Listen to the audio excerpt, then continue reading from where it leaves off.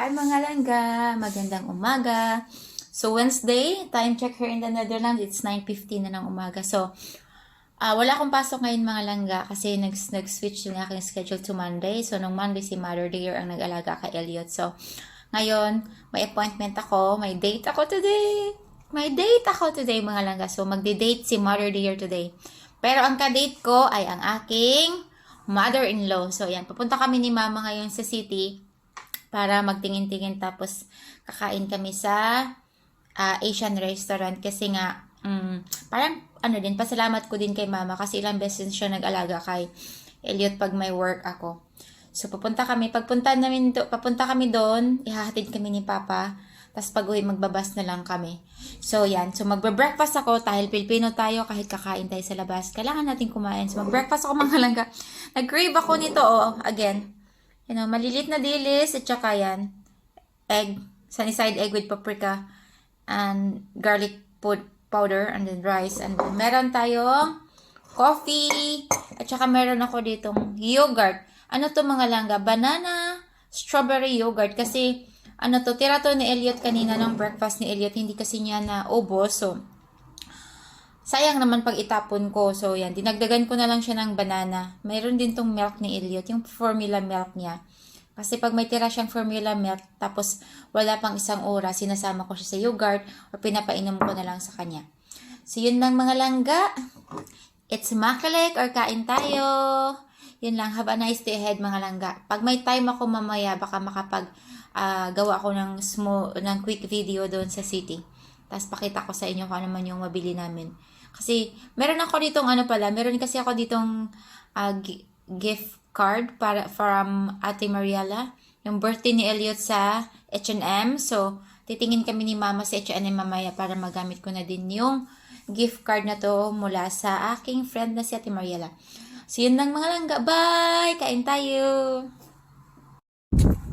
Ay, double check ko muna mga langga yung ating door.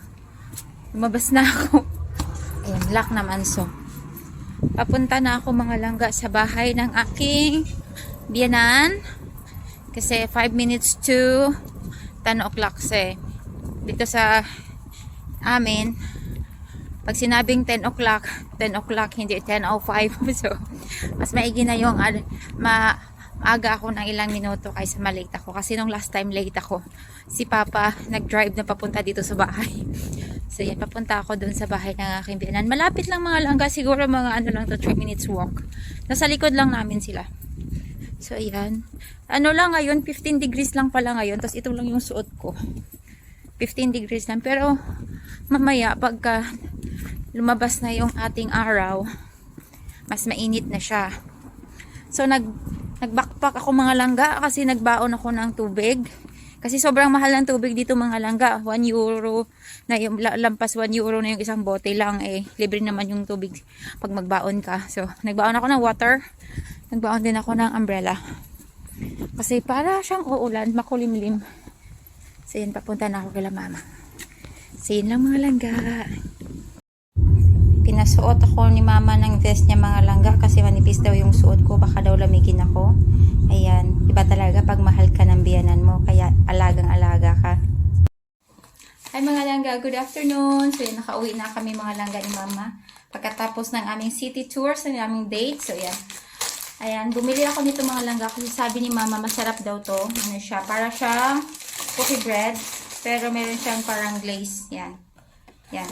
Isa lang binili ko para lang matikman. Tapos mamaya ko na yun kainin pag dumating na yung aking hubby. Tapos ayan, mag-haul tayo mga langga kung ano yun ang pamili ko.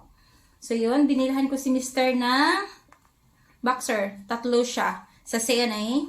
Yan. Tapos, bumili kami ng ito. Ginamit namin yung H&M card ni Elliot na gift nung birthday niya. So, ito mga langga, 3 for 2. So, 3 siya. 3 set siya. Ito. Tapos yan. Ang babayaran mo lang is yung dalawa. Yung isa, libre na siya. So, ito naman ay, yan. Jogging pants para ma-protect yung tuhod ni Elliot. At saka naman meron siya short para pag mainit. At saka itong sleeveless na romper H&M. Maganda siya mga langga. Tapos yung lola niya, ayan, di makatiis.